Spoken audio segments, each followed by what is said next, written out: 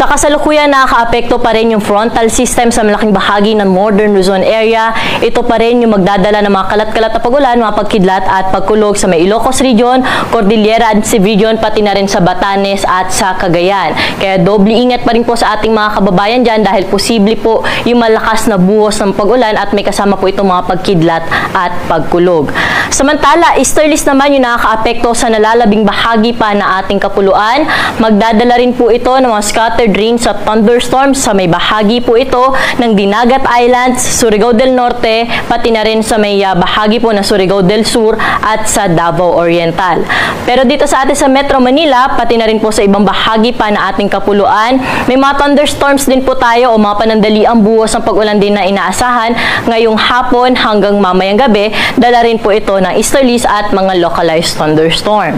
Sa kasalukuyan, wala naman po tayong minomonitor na low pressure area o bagyo na posibleng makaapekto sa ating bansa.